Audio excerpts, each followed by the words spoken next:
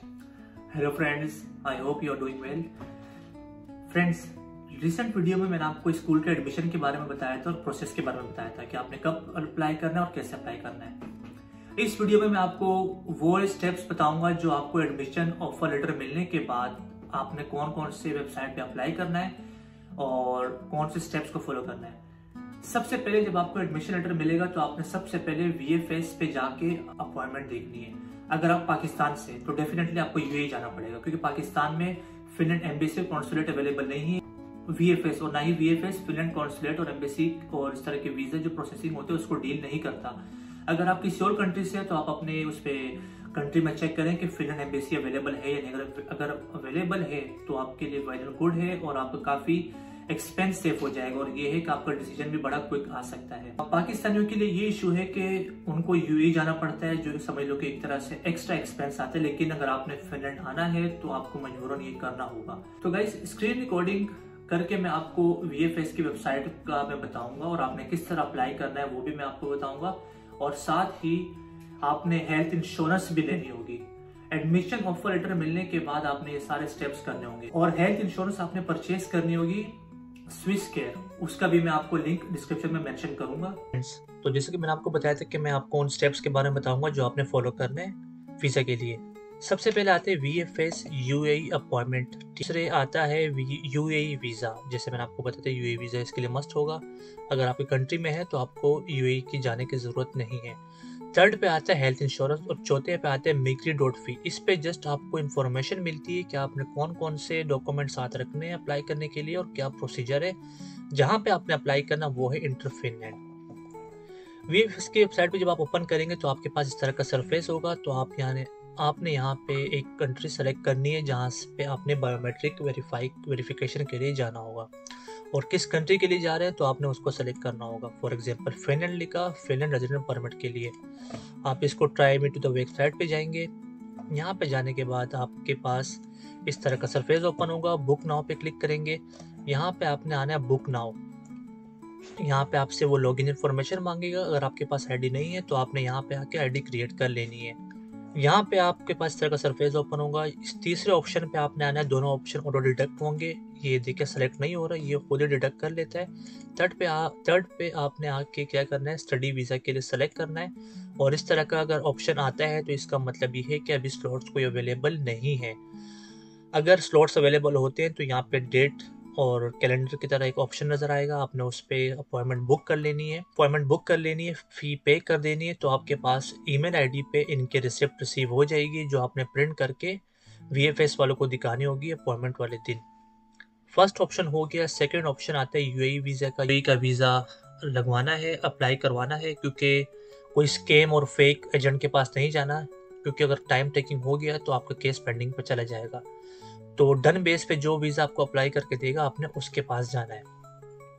Third option पे आता है स्विस केयर हेल्थ इंश्योरेंस। यहाँ पे आप आएंगे, यहाँ पे आपने लॉगिन करना है। लॉगिन करने के बाद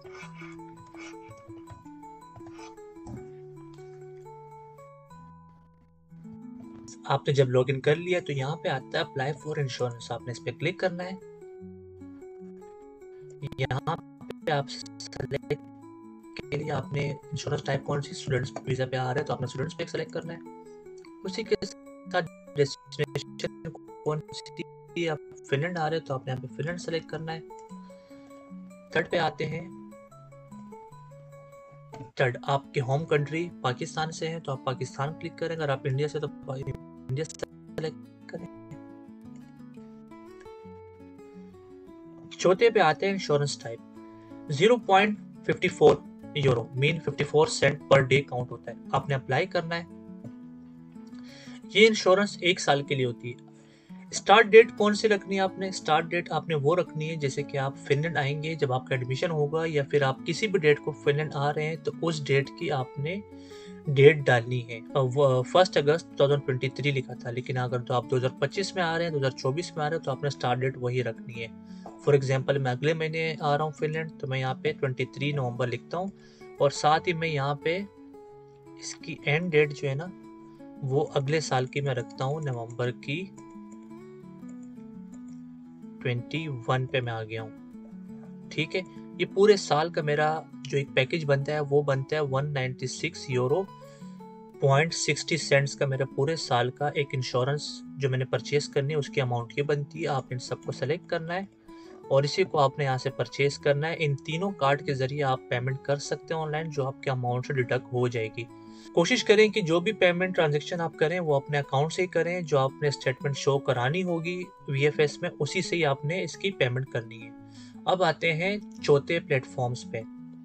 चौथा प्लेटफॉर्म जो हमारा है वो है इंटर फिनलैंड। इंटर फिनलैंड आपने वो सारी मालूमात यहाँ पे बाई सेल्फ आपने अप्लाई करनी है। VFS वाले आपसे पूछते हैं कि आपने फॉर्म फिल किया हुआ है, तो आप उनसे कहेंगे जी फिल किया हुआ है। तो जब आप फॉर्म फिल करेंगे तो आपको एक कस्टमर नंबर मिलता है। कस्टमर नंबर जब आप उनको बताएंगे तो आपका पूरा केस, पूरा फॉर्म उनके सामने आ जाएगा। फिर वो आपसे उस फॉर्म के रिलेटेड क्वेश्चंस करेगा। क्वेश्चंस क्या होते हैं? क्वेश्चंस ये होते हैं कि आपसे ये पूछते हैं कि आप फिनलैंड क्यों आना चाह रहे हैं या किसी भी और कंट्री आना क्यों चाह रहे हैं। वो आपसे ये क्वेश्चन करता है। आपने बताना है कि मैंने जो एजुकेशन, जो मेरी डिग्री है और जो मुझे एडमिशन लेटर मिला है वो अपने स्किल्स को ग्रूम करने के लिए मिला है। मैं चाहता हूँ कि मैं नई चीज़ें सीखूँ और इसी के साथ मेरे कंट्री में बहुत सारी अपॉर्चुनिटीज़ अवेलेबल नहीं है। तो मैं चाहता हूँ कि मैंने इसलिए इंस्टीट्यूट में अप्लाई किया ताकि मैं फर्दर जो न्यू स्किल्स और टेक्नोलॉजी, एडवांस टेक्नोलॉजी के हवाले से जो स्किल्स है मैं उसमें अपने आप को ग्रूम करूँ। आपने इस तरह का आंसर देना, ज़्यादा लंबा चौड़ा आंसर नहीं देना ताकि उनको मज़ीद क्वेश्चन करने का मौका ना मिले। उसी के साथ आपसे ये पूछेंगे कि आपके पास अमाउंट कितनी है, क्या आपको, आपकी जो फैमिली है वो आपको सपोर्ट करेगी। जब आप किसी और कंट्री जाएंगे, आपके पास फाइनेंशियली कोई इशू आएगा, क्राइसिस आएगा, तो क्या आपको वो सपोर्ट करेंगे? तो आपने कहना है कि जी बिल्कुल वो सपोर्ट करेंगे और अभी भी वो मुझे सपोर्ट कर रहे हैं। और इसी के साथ 2-3 और क्वेश्चन पूछेंगे, जैसे कि आपके एजुकेशन के हवाले से और आप पाकिस्तान या इंडिया में जिस कंट्री में होते हैं आप वहाँ पे क्या करते हैं, क्या जॉब होती थी। बेसिक क्वेश्चंस पूछते हैं, लेकिन आपने जो आंसर देना है वो बिल्कुल कॉन्फिडेंस के साथ ही देना है। तो गाइज ये वीडियो इतनी ही। जो दूसरी वीडियो में बनाऊंगा वो इसी इंटर फिनलैंड प्लेटफॉर्म के हवाले से ही बनाऊंगा, क्योंकि ये थोड़ा सा लेंदी वीडियो है। तो उस वीडियो के लिए आप वेट करें, वो इंशाल्लाह मैं बहुत जल्दी बना के अपलोड करता हूँ। तो इस वीडियो में इतना ही, और वीडियो पूरा देखें, चैनल को सब्सक्राइब करें।